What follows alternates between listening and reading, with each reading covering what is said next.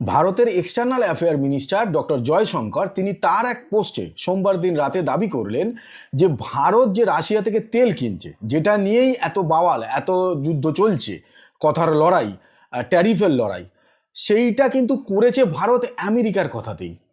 কারণ যখন রাশিয়া আর ইউক্রেনের মধ্যে যুদ্ধটা বাঁধলো, তারপরেই আমেরিকা এবং ইউরোপ তারা রাশিয়ার ওপর স্যাংশন চাপালো।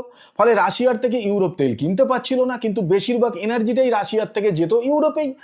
এইবারে সেই কারণেই ওই সময়টায় ওপেক বেশিরভাগ তেলটাই পাঠাচ্ছিল ইউরোপে। তাই আমেরিকা সেই সময় ভারতকে রিকোয়েস্ট করে যে ভারত যেন রাশিয়ার থেকে তেল নিয়ে সেটা পৃথিবীর বিভিন্ন দেশে যেন ভারত এক্সপোর্ট করে, না হলে পৃথিবীতে তেলের ক্রাইসিস তৈরি হবে। এবং যদি ক্রাইসিস তৈরি হয় তাহলে আজকে যে তেলের দাম সেইভাবে সারা পৃথিবীতেই সেই অর্থে বেড়ে যায়নি, সেটা কিন্তু ভারতের এই সিদ্ধান্তের জন্য, এবং যেটা ভারত করেই ছিল আমেরিকার রিকোয়েস্টের উপর ভর করে।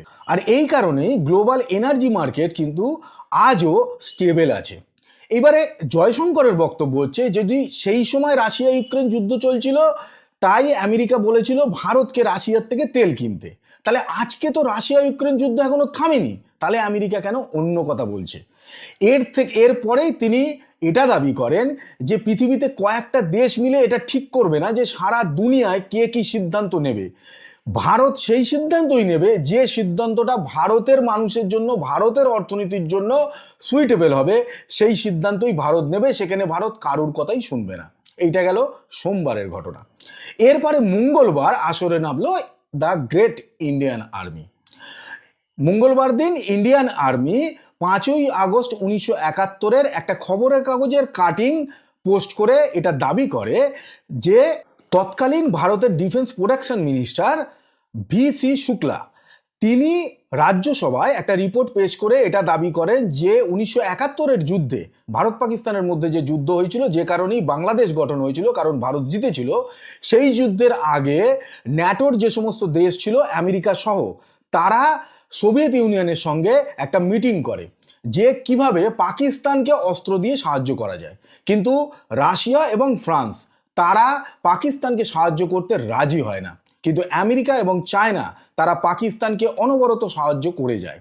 এবং এরপরেই এই কাটিংয়ে আরও দাবি করা হয় যে 1954 সাল থেকে আর 1971 সাল অবধি আমেরিকা $2 মিলিয়ন অস্ত্র সামগ্রী পাকিস্তানকে সরবরাহ করে, যাতে পাকিস্তান ক্রমাগত ভারতের বিরুদ্ধে প্রক্সি ওয়ারটা চালিয়ে যেতে পারে। এবং 1971 যদি আমেরিকা পাকিস্তানকে এতটা সাহায্য না করত, তাহলে ভারত অনেক সহজেই এই যুদ্ধ জিতে যেত। সেই সময় ভারত মুক্তিবাহিনীকে সাহায্য করেছিল বলেই, এবং মেনলি যুদ্ধটা ভারত লড়েছিল বলেই বাংলাদেশ গঠন হয়েছিল। তাই সোমবার দিন ডক্টর জয়শঙ্কর এবং মঙ্গলবার দিন দ্য গ্রেট ইন্ডিয়ান আর্মির তরফ থেকে যে দুটো পোস্ট করা হয়েছে, তারপরে বোধহয় আমেরিকার আর কোনো কথা বলা উচিত না। পুরো দুনিয়ার সামনে আমেরিকার মুখোশটা খসে পড়ে গেছে। কারণ আমেরিকা সবসময় এই ডুয়েল গেম খেলতে থাকে যে কখন আমেরিকার জন্য কোনটা সুইটেবল, সেই অনুযায়ী দুনিয়া চলবে। সেই যে থিওরি আমেরিকা এতদিন ধরে এ দুনিয়ার ওপর চালিয়ে এসেছে, যে দাদাগিরিটা চালিয়ে এসেছে, সেটা কিন্তু ভারত এই প্রথমবার কাউন্টার করলো আমেরিকাকে এইভাবে, যেভাবে চায়নাও কিন্তু আমেরিকাকে কাউন্টার করতে পারেনি, যেটা ভারত কাউন্টার করলো। এবং আমেরিকা, অন্তত ডোনাল্ড ট্রাম্প নিজের স্বপ্নেও এটা ভাবতে পারেননি যে ভারত এইভাবে নিজের সিদ্ধান্তে অনড় থেকে আমেরিকাকে এই রকম বার্তা দেবে।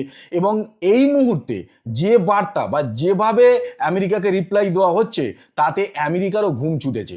আর যদি আমেরিকা এবং ডোনাল্ড ট্রাম্পের মধ্যে এইটুকুও লজ্জা শরম বেঁচে থাকে, তাহলে অন্তত আর কথা বলা উচিত নয়। কিন্তু ট্রাম্প মশাইয়ের মধ্যে লজ্জা শরম, সেটা একটু অসুবিধা আছে। ফলে বোধহয় এই যে যুদ্ধ, ট্যারিফের যুদ্ধ, কথার যুদ্ধ, এটা এক্ষুনি থামবে বলে তো মনে হচ্ছে না।